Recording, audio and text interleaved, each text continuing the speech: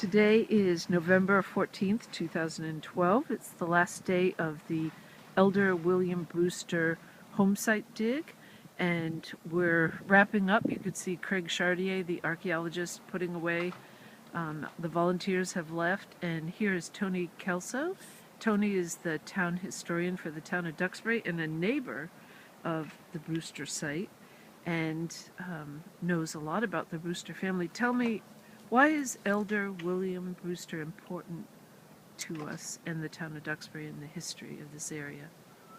Well, I think Elder Brewster was he was the spiritual leader for Plymouth Colony because they didn't have an ordained minister, so he really was the spiritual head of the church and of the families here, so that's important. I think he was also, he was older, so he was a real father figure, it seemed, to a lot of people, including Governor Bradford, but his own children and clearly others as well, I think in Plymouth as well as eventually in Duxbury. So he was sort of that grandfatherly father figure that people clearly looked up to, leaned on, whatever.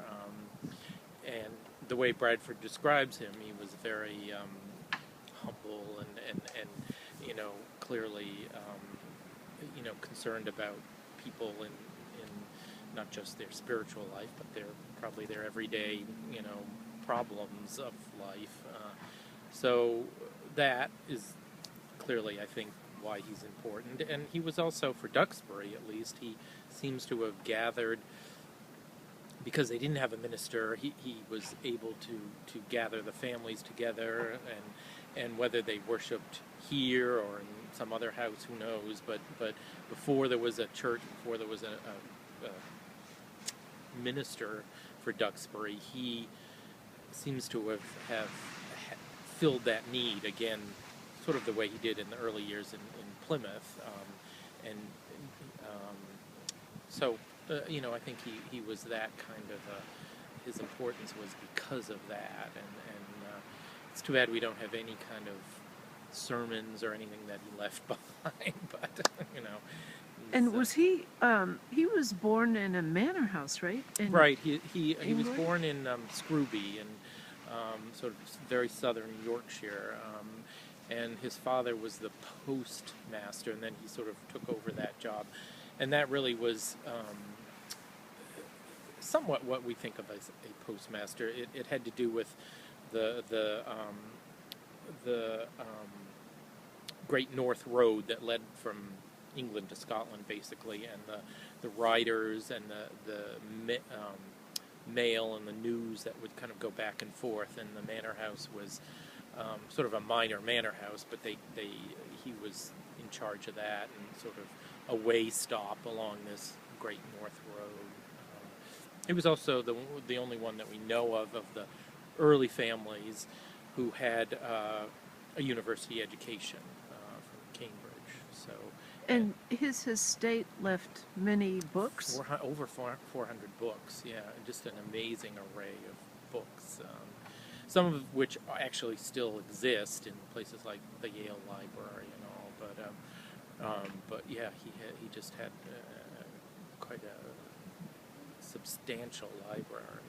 Did he move from England to Leyden when the Pilgrims left? Yep. So he spent a lot of time in Holland. Right, yeah. And then also... And he was he sort of had a, not illegal, but underground printing press in Holland, where he printed, with another man, a number of books that were not allowed in England, were printed in Holland and smuggled back to England, that were critical of the Church of England, and that got him a reputation and a What would you imagine this house looked like in 1630, if you were to imagine? Now we have some... Yeah. Well, I think it was small, obviously. They all were. One or two rooms at the most, very like the houses at Plymouth Plantation. And,